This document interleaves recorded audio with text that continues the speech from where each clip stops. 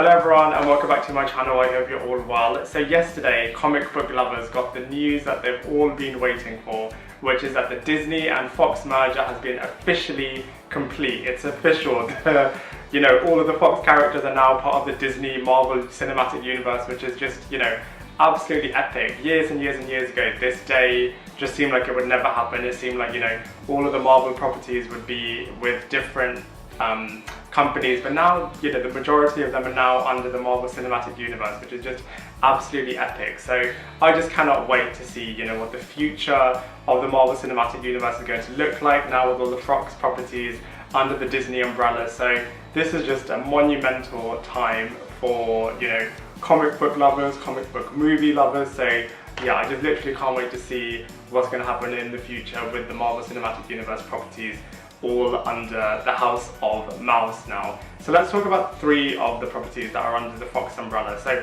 obviously it includes the X-Men, Deadpool, Fantastic Four, the Simpsons, Family Guy, Buffy. There's a lot of properties that are now under Disney. But yeah, like I said, let's talk about 3 of them. So Fantastic Four first. So the Fantastic Four are really interesting because obviously they've been done a couple of times, they've been rebooted a few times. I really like the one with Jessica Alba and Chris Evans in it. I know people criticised it for being really goofy and kind of not being very serious, but the Fantastic Four are actually a very light-hearted comic book set of characters. And I just feel like, for me personally, that those 2 movies just did it really well. They had excellent casting, the storytelling was really cool, the powers, back in the day, obviously the CGI isn't as good as it is right now, but for what it was at the time, I think it looked really good. And yeah, I just feel like it's just a real shame that they didn't carry on with that world of the Fantastic Four. Obviously, Chris Evans is Captain America now, and that was a great decision. But yeah, for me, those set of movies did the Fantastic Four really well. I feel like the reboot recently, it was interesting kind of bringing them down to teenagers and kind of exploring that, but the execution of that movie was absolutely awful. Fantastic was absolutely dreadful. So hopefully when they're under the Marvel Cinematic Universe, they can kind of maybe do something that is more akin to the first iteration, which was a bit more lighthearted. The X-Men are the next ones that are now going to be under the Marvel Cinematic Universe, and I'm really two-minded about this because I actually really loved the Fox, world of the X-Men. I feel like they did the X-Men so brilliantly, and even the most recent movies, which is First Class, Days of Future Past and Apocalypse, for me anyway, I thought they were all outstanding. All of the X-Men movies are really good, but those in particular are brilliant.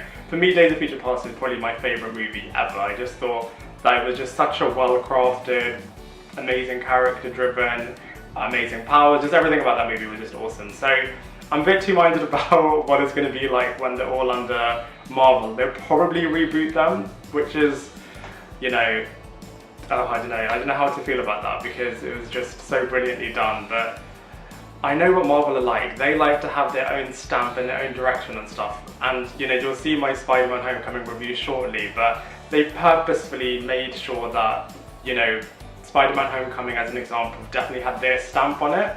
And I just feel like they're going to do the same thing with the X-Men. And I don't know, Fox just did the X-Men so well. I just know that they're going to purposefully try to take it in a different direction and just purposefully try to be different. So I just hope it's good, is my main thing. Deadpool is another interesting one because Bob Iger has said that he's going to continue with Ryan Reynolds as Deadpool, but what is that going to mean? Is that going to mean they're going to reboot that franchise as well but keep Reynolds in it? Are they going to kind of bring it from a different multiverse into the Marvel Cinematic Universe? It'll be interesting to see what they do with Deadpool, but I know they're going to continue keeping it R-rated and kind of keep Reynolds in there. So yeah, it's a very interesting time, very exciting times, but I think it's very interesting to see what they do with Fantastic Four, X-Men and Deadpool.